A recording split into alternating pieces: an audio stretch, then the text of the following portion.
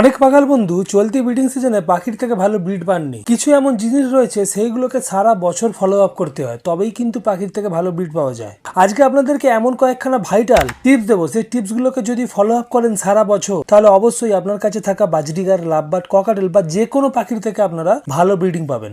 আপনারা দেখছেন আপনাদের পছন্দের চ্যানেল দে পাখি হাউস। যদি চ্যানেল সাবস্ক্রাইব এখনো পর্যন্ত না করে থাকেন, অবশ্যই চ্যানেলটিকে সাবস্ক্রাইব করে রাখবেন পাখি সম্বন্ধে এই ধরনের ভিডিও পাওয়ার জন্য। শুধুমাত্র ব্রিডিং সিজনে পাখিকে ভালো খাবার দেবেন, ব্রিডিং কোর্স করাবেন, কিছু মেডিসিন ব্যবহার করবেন আর পাখি আপনাকে ভালো ব্রিডিং দেবে, সেটা কিন্তু হয় না। সারা বছর পাখিদেরকে যদি ঠিকঠাকভাবে টেক কেয়ার করা যায়, তাহলে অবশ্যই সকল পাখির থেকে কিন্তু ভালো ব্রিডিং পাওয়া যায়। কিন্তু তার জন্য প্রথমে যেটা প্রয়োজন হয়, পাখিকে সুস্থ হতে হবে, মেল ফিমেল ঠিক থাকতে হবে, পাখির ব্রিডিং এজ কমপ্লিট হতে হবে। এই তিনটে জিনিস একেবারে ম্যান্ডেটারি। এই তিনটে জিনিস প্রথমেই আপনাকে দেখে নিতে হবে। আপনার কাছে যে পাখিটি রয়েছে সেটা যদি অসুস্থ হয়, বুড়ো হয় বা পাখির মধ্যে কোনো সমস্যা থাকে, কোনোভাবেই কিন্তু আপনি পাখির থেকে ব্রিডিং পাবেন না। আপনার কাছে যে পাখিগুলো রয়েছে সেইগুলো সবকিছু ঠিক রয়েছে, তারপরেও পাখি যদি ব্রিড না করে, কয়েকটা টিপসকে আপনাকে ফলো করতে হবে। প্রথম যে টিপসটি সেটা হচ্ছে বছরে 2বার অবশ্যই আপনার কাছে থাকা পাখিগুলোকে টিওয়ার্মিং করাতে হবে। ব্রিডিং সিজনের শেষে একবার, ব্রিডিং সিজনের শুরুতে একবার। 2 নাম্বার, শীতকালে যেহেতু ব্রিডিং সিজন, এই সময়তে পাখিদেরকে শীতের প্রকোপ থেকে একেবারে দূরে রাখতে হবে। পাখি যদি শীতকালে অসুস্থ হয়, অসুস্থ পাখি থেকে আপনারা কখনোই ব্রিডিং পাবেন না। তো অবশ্যই পাখিগুলোকে এই শীতকালে ঠান্ডা থেকে অনেকটা দূরে রাখতে হবে, পাখিকে সুস্থ রাখার চেষ্টা করতে হবে। 3 নাম্বার, পাখিদেরকে ব্রিডিংয়ে বসাবার আগে ব্রিডিং কোর্স কমপ্লিট করাতে হবে এবং পুরো ব্রিডিং সিজনটাতে আপনাকে বুদ্ধি করে মেডিসিন প্রয়োগ করে যেতে হবে, তবেই কিন্তু পাখির থেকে আপনারা ভালো ব্রিডিং পাবেন। 4 নাম্বার, পাখিদেরকে অয়েলি সিড, প্রোটিন জাতীয় খাবার, আয়রন সমৃদ্ধ খাবার, ক্যালসিয়াম সমৃদ্ধ খাবার অবশ্যই সারা বছর দিতে হবে। অয়েলি সিডটাকে শুধুমাত্র করে শীতকালে দেবেন, অন্য সময় খুব একটা বেশি দেবেন না, অল্প পরিমাণে দেবেন। কিন্তু প্রোটিন জাতীয় খাবার, আয়রন সমৃদ্ধ খাবার এবং ক্যালসিয়াম সমৃদ্ধ খাবার সারা বছর দিতে হবে। শুধুমাত্র শীতকালে দেবেন, অন্যান্য সময় দেবেন না, সারা বছর পাখিদেরকে দানা খাইয়ে রাখবেন, সেটা কিন্তু হবে না। প্রোটিন জাতীয় খাবারের মধ্যে যেমন ছোলা রয়েছে, গম রয়েছে, সিদ্ধ ডিম রয়েছে। আয়রন সমৃদ্ধ খাবারের মধ্যে যেটা রয়েছে বিট, কুলেখাড়া শাক রয়েছে। ক্যালসিয়াম সমৃদ্ধ খাবার হিসাবে আপনারা পাখিদেরকে সজনে পাতা এবং ডিমের খোসার গুঁড়োকে সব ফুডের সঙ্গে মিক্স করে পাখিদেরকে সারা বছর দিতে পারেন। তাহলে পাখিদের শরীরে কোনো ধরনের পুষ্টির অভাব ঘটার সুযোগ থাকবে না। দেখবেন পাখিগুলো সুস্থ থাকবে, সবল থাকবে, সতেজ থাকবে, সব সময় দেখবেন পাখিগুলো অ্যাক্টিভ থাকবে, যেটা আপনাকে পরবর্তী সময়ে ব্রিডিং সিজনে পাখির থেকে ভালো ব্রিডিং নেওয়াতে সাহায্য করবে। 5 নাম্বার যে জিনিসটা, পাখিকে সফট ফুড খাবার অভ্যাসে নিয়ে আসতে হবে। অনেকের পাখি দেখবেন সফট ফুড খায় না। পাখিকে যদি সকল ধরনের সফট ফুড খাবার অভ্যাসে নিয়ে আসতে পারেন, সেই পাখির থেকে কিন্তু অবশ্যই ভালো ব্রিডিং পাওয়া যায়। সফট ফুড খাওয়ানোর অভ্যাসে কীভাবে পাখিকে নিয়ে আসবেন, ওই নিয়ে আমার চ্যানেলে আগেই একটা ভিডিও দেওয়া আছে, ডেসক্রিপশনে তার লিঙ্ক দিয়ে দিয়েছি, ভিডিওটি দেখে নেবেন। এবং সফট ফুড খাওয়ার অভ্যাসে যখন নিয়ে আসার জন্য যে সমস্ত প্রক্রিয়াগুলো আছে, সেই প্রক্রিয়াগুলোকে প্রয়োগ করবেন, তখন যেন ব্রিডিং সিজন না হয়। ব্রিডিং সিজন বাদ দিয়ে অন্যান্য সময় পাখিগুলোকে সফট ফুড খাওয়ানোর অভ্যাসে নিয়ে আসার জন্য যে যে প্রক্রিয়াগুলো ওই ভিডিওতে বলেছি, সেই সমস্ত প্রক্রিয়াগুলোকে আপনারা পাখির ওপরে ইমপ্লিমেন্ট করবেন। ব্রিডিং সিজনে পাখি যে খাবার খেতে অভ্যস্ত, সেই খাবারগুলোকেই দেবেন। নতুন কোনো খাবার পাখিকে একদম দিতে যাবেন না, তাতে আপনার ব্রিডিং খারাপ হতে পারে। 6 নম্বর যেটা, বেশিরভাগ পাখাল কি করেন, জলেতেই পাখিদেরকে ব্রিডিং সাপোর্ট ড্রপস দেন, মানে ক্যালসিয়াম দেন, মাল্টিভিটামিন দেন, ভিটামিন ই দেন, বি কমপ্লেক্স দেন। সেই জন্য প্রথম যে জিনিসটা আপনাদেরকে করতে হবে, আগের দিন অবশ্যই পাখির খাঁচা সেটআপ বা কলোনি থেকে খাবার জল বের করে নিতে হবে। সকালবেলায় আর্লি মর্নিং পাখিদেরকে খাবার জল দিতে হবে এবং তার সঙ্গে আপনারা ব্রিডিং সাপোর্ট ড্রপগুলোকে দিয়ে পাখিদেরকে খেতে দেবেন। কিন্তু শীতকালে যখন পাখিদেরকে জল খেতে দিতে যাবেন, তখন ঈষদুষ্ণ জল দেবেন। শীতকাল বাদ দিয়ে অন্যান্য সময় যদি পাখিদেরকে আপনারা এই ধরনের কোনো ক্যালসিয়াম, মাল্টিভিটামিন বা ভিটামিন বি কমপ্লেক্স খেতে দেন, তখন কিন্তু জলকে ঈষদুষ্ণ বা গরম জল দেওয়ার কোনো প্রয়োজন নেই। শুধুমাত্র কালেই কিন্তু ঈষদুষ্ণ জল পাখিদেরকে আপনারা দিতে পারেন। আরেকটা জিনিস খুব ভাইটাল, সেটা যখন পাখিদেরকে আপনারা ক্যালসিয়াম মিশিয়ে কি মাল্টিভিটামিন মিশিয়ে কি ভিটামিন বি কমপ্লেক্স মিশিয়ে জল খেতে দেবেন, সেই জলটিকে 3 থেকে 4 ঘন্টার বেশি পাখিদের খাঁচায়, কলোনিতে বা সেটআপে রাখবেন না। 3 থেকে 4 ঘন্টা হয়ে গেলে সেই জলটিকে ফেলে দিয়ে ভালো ফ্রেশ প্লেন জল পাখিদেরকে খেতে দেবেন। এটাও কিন্তু খুব ভাইটাল একটি পয়েন্ট।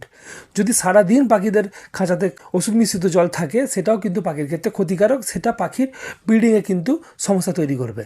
7 নাম্বার যেটা, পাখির যখন বাচ্চা ফুটবে, সে যে পাখি হোক না কেন, পাখির বাচ্চা ফোটার সঙ্গে সঙ্গে পাখিদেরকে কিন্তু নরম খাবার বেশি পরিমাণে দিতে হবে এবং খাবারের পরিমাণকে বাড়াতে হবে। এবং যে নরম খাবারগুলো পাখিদেরকে দেওয়া হবে, সেই নরম খাবারগুলো যেন ইজি ডাইজেস্টিভ হয়, সহজে যেন হজমযোগ্য হয়। সিড মিক্সের পরিমাণকেও বাড়াতে হবে। পাখি যেন অ্যাভেলেবেল খাবার পায়, পাখি যেন নিজে খেতে পারে, তার বাচ্চাকে খাওয়াতে পারে, এবং তার সঙ্গে সঙ্গে বাচ্চাগুলোকে গভীর পর্যবেক্ষণে রাখতে হবে। বাচ্চাগুলোর ঠান্ডা লাগছে কিনা, বাচ্চার কোনো সমস্যা হচ্ছে কিনা, সেটাকে আপনাদেরকে ভালো করে লক্ষ্য নজর রাখতে হবে। 8 নম্বর যেটা, কিভাবে পাখিদেরকে হ্যান্ড ফিডিং করাতে হয় সেটা কিন্তু আপনাদেরকে শিখতে হবে। এই নিয়েও আমার চ্যানেলে কিন্তু আগেই একটা ভিডিও দেওয়া আছে, তার লিঙ্ক আমি ডেসক্রিপশনে দিয়ে দিয়েছি, ভিডিওটি দেখে নেবেন। পাখিদেরকে কিভাবে হ্যান্ড ফিডিং করাতে হয় তার স্কিলটাকে অবশ্যই আপনাকে শিখে নিতে হবে, কারণ অনেক সময় পেরেন্টস পাখি তার বাচ্চাদেরকে খাওয়ানো বন্ধ করে দেয়। সেই সময় আপনি যদি হ্যান্ড ফিডিং কীভাবে করাতে হয় বাচ্চা পাখিদেরকে সেটা যদি জেনে থাকেন, তাহলে সেই বাচ্চাগুলোকে আপনারা সহজে বাঁচিয়ে রাখতে পারবেন। যদি সেটা না জানেন, পাখিদেরকে যদি আপনি হ্যান্ড ফিডিং না করাতে পারেন, তাহলে দেখবেন আপনার ওই বাচ্চাগুলো মারা যাবে। তো অবশ্যই হ্যান্ড ফিডিং স্কিলটাও কিন্তু আপনাকে শিখতে হবে। যদি আমার ওই ভিডিও না দেখেন, ইউটিউবে অনেক ভিডিও আছে, দেখে নিন, হ্যান্ড ফিডিংয়ের স্কিলটাকে শিখে নিন, তাতে দেখবেন আপনার অনেক বাচ্চা বেঁচে যাবে। 9 নম্বর যেটা, সেটা হচ্ছে পাখি সম্বন্ধে আপনাদেরকে ভালো করে জ্ঞান আহরণ করতে হবে। কোন পাখি কি খায়, কোন পাখির জন্য কি পরিবেশ দিতে হবে, কোন পাখিকে কোন বয়সে ব্রিডিংয়ে দিতে হবে, সকল জিনিসটাকে একেবারে আপনাদেরকে রপ্ত করতে হবে। সেই জন্য আপনারা গুগল করতে পারেন, ইউটিউব দেখতে পারেন, দেখে আপনাদেরকে জ্ঞান আহরণ করতে হবে। তাহলে দেখবেন আপনারা যে কোনো পাখিকে সহজে প্রতিপালন করতে পারবেন এবং পাখিদের থেকে ভালো ব্রিডিং নিতে পারবেন। 10 নম্বর যেটা, আপনার সেটআপকে বা কলোনিকে সারা বছর কিন্তু নিট অ্যান্ড ক্লিন রাখতে হবে। পাখির সেটআপ যত নিট অ্যান্ড ক্লিন থাকবে, পাখি দেখবেন সুস্থ থাকবে, পাখি নীরব থাকবে। আর পাখি যত সুস্থ থাকবে, নীরব থাকবে, তারা কিন্তু খুব ভালো ব্রিডিং দেয়। এবং শেষের যে পয়েন্টটি খুব গুরুত্বপূর্ণ, ছোট জায়গায় বেশি পাখি রেখে ব্রিডিং করাতে যাবেন না, ছোট জায়গায় বেশি পাখিকে রাখবেন না। ছোট জায়গায় বেশি পাখি রাখার জন্যই কিন্তু বেশিরভাগ পাখাল বন্ধু পাখিদের থেকে ভালো ব্রিডিং নিতে পারেন না। একটা কথা জেনে রাখবেন, ছোট জায়গায় যদি আপনি 3 জোড়া পাখি রাখলেন, সেই জায়গাতে 1 জোড়া পাখি থাকতে পারে, আপনি সেই জায়গায় 3 জোড়া পাখি রাখলেন। 1 জোড়া পাখি থেকেই হয়তো আপনি গোটা সিজনেতে 10টা বাচ্চা পেয়ে যেতে পারেন, কিন্তু যখন আপনি 3 জোড়া পাখি রাখবেন, সেই 10টা বাচ্চাই কিন্তু আপনি পাবেন, ওর বেশি বাচ্চা আপনি পাবেন না। ফলে কী হবে, আপনি ডিমোটিভেট হবেন। তো ওই ভুলটা করবেন না। ছোট খাঁচা থাকে আপনার, আপনি 1 জোড়া পাখিই রাখবেন, সেখানে 3 জোড়া 4 জোড়া পাখি রাখতে যাবেন না। আপনি হয়তো ভাবছেন যে ছোট জায়গাতে বেশি পাখি রাখলে বেশি বাচ্চা পাবেন এবং বেশি ইনকাম করতে পারবেন, সেটা কিন্তু হবে না। কারণ ছোট জায়গায় পাখি থাকলে পাখির মধ্যে নানান ধরনের সমস্যা হয়, পাখিরা নিজেদের মধ্যে মারামারি করে, তার উপরে যেটা হয় পাখির শরীরে চর্বি তৈরি হয়ে যায়। পাখির শরীরে চর্বি তৈরি হয়ে গেলে পাখি ডিমই পারে না, বা অনেক সময় কি হয়, পাখির শরীরেতে ডিম আটকে যায়, ডিম আটকে গিয়ে পাখি মারা যায়। পারফেক্ট ব্রিডিং নেওয়ার জন্য পাখিদেরকে পারফেক্ট সাইজের খাঁচাতে রাখতে হবে। একটা ছোট খাঁচাতে বেশি পাখি রাখা যাবে না। উদাহরণস্বরূপ আপনাদেরকে বলতে পারি আমি, 2 foot by 2 foot by 2 foot এই খাঁচাতে আপনারা 1 জোড়াই লাভবার্ড রাখতে পারবেন। সেই জায়গায় যদি আপনি 2 foot by 1.5 foot by 1.5 foot খাঁচাও হয়, সেখানে আপনি 1 জোড়াই রাখবেন। 2 foot by 2 foot by 2 foot খাঁচা দিচ্ছেন আর 2 জোড়া লাভবার্ড রাখছেন, তাতে কিন্তু ফলাফল ভালো পাবেন না।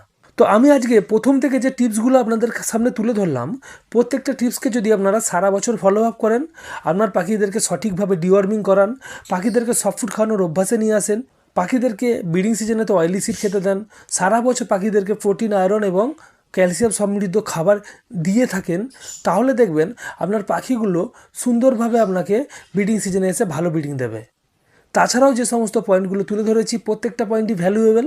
প্রত্যেকটা পয়েন্টের উপরে আলোকপাত করুন, পাখিগুলোকে সেইভাবে রেডি করুন। অবশ্যই ব্রিডিং সিজনেতে পাখির থেকে ভালো ব্রিডিং পাবেন। যদি এই সিজনে ভালো ব্রিডিং না পেয়ে থাকেন, তাহলে অবশ্যই এখন থেকে এই জিনিসগুলোকে মাথায় রাখুন, ফলো আপ করুন, দেখবেন সামনের ব্রিডিং সিজনে গিয়ে আপনারা খুব ভালো একটা ব্রিডিং রেজাল্ট পাবেন।